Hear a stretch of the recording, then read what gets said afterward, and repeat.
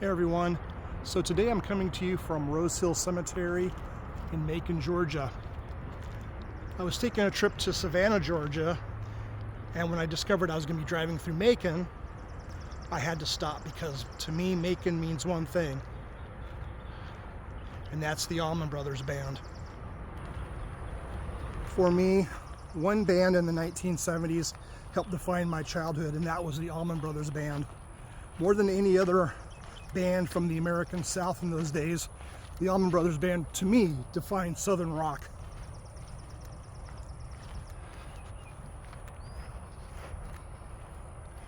Up ahead is the plot where 4 original members of the Allman Brothers Band are buried. And here we are.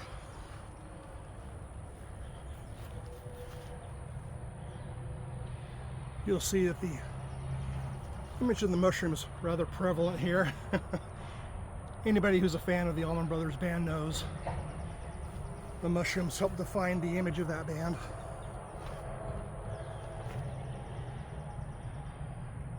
Sky Dog, the name given to Duane Allman. Love is everywhere.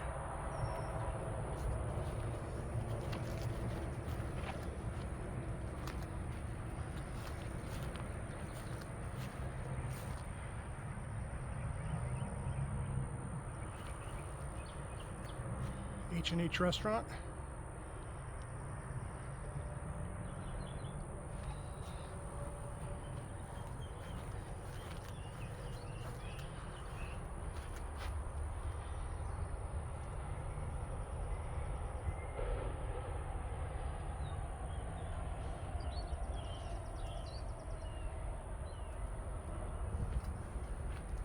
Sadly, the families have had to decide to fence this all in. Once upon a time, this all wasn't here. Butch. Let me zoom in. It's the grave of Butch Trucks.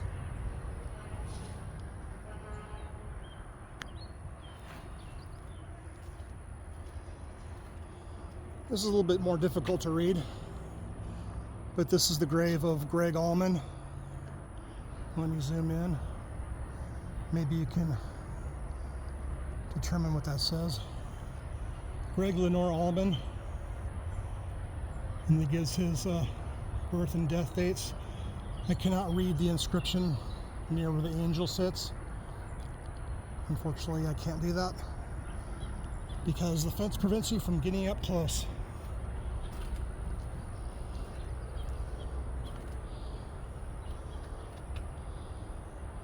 And here we go. Duane Allman.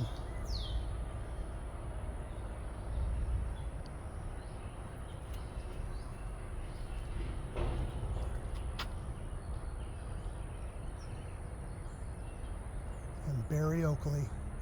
Raymond Barry Oakley.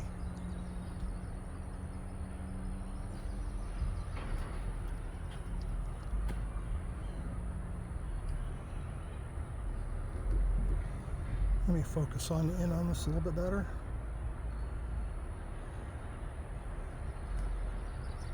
Unfortunately, the fence prevents me from doing it properly.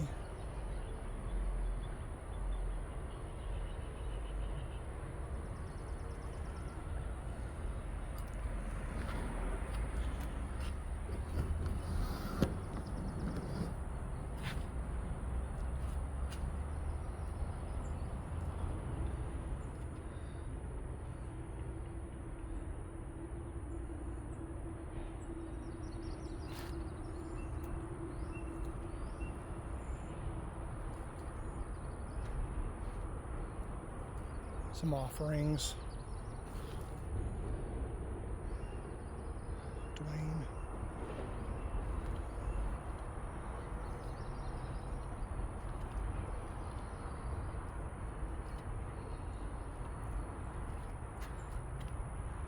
Greg.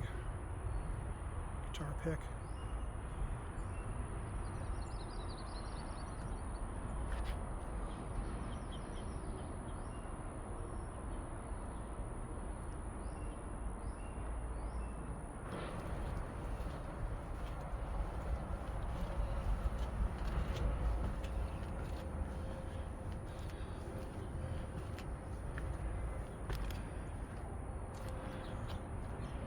Another view of their plot.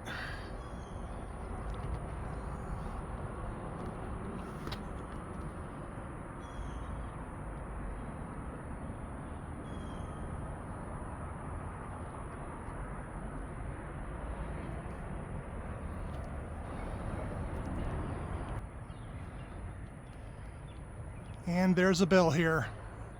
Where there's a bell, that means it needs to be rung.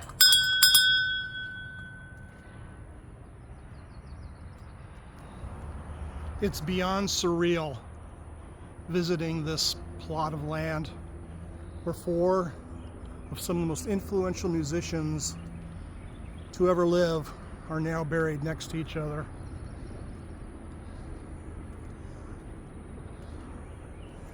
Unfortunately, Dickie Betts, who recently passed away, is not buried here.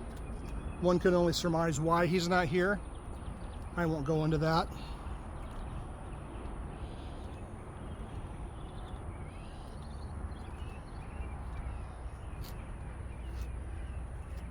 Very surreal. Very, very surreal. I had to come and pay my respects to these four fabulous musicians, four fabulous human beings.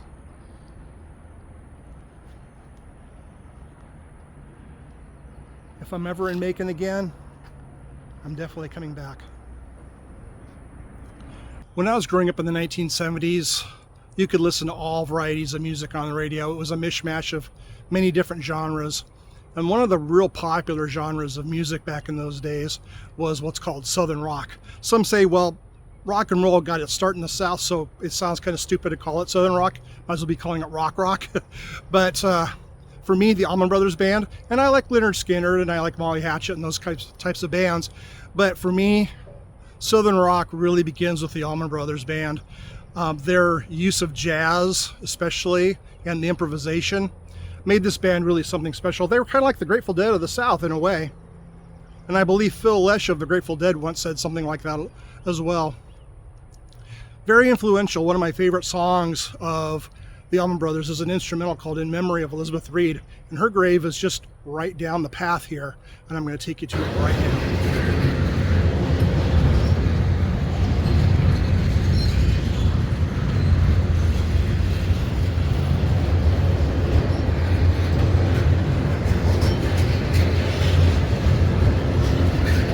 These railroad tracks remind you of anything?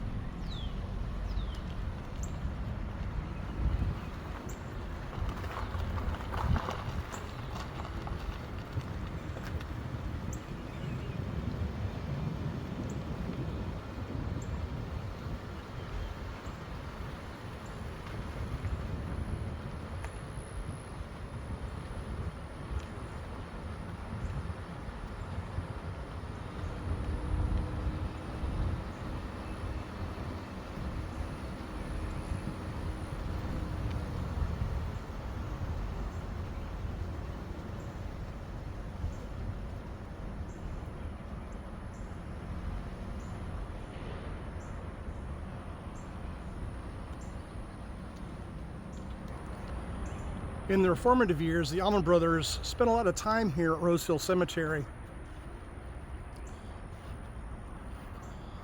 And during one of their forays to the cemetery, they discovered this particular grave. The grave of Elizabeth Jones Reed. Now, if you're a fan of the Allman Brothers, you know exactly what this represents.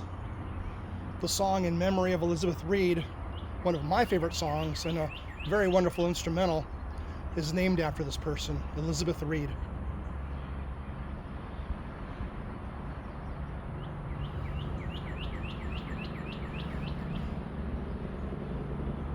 So yes, the Allmans used to hang out here at the cemetery.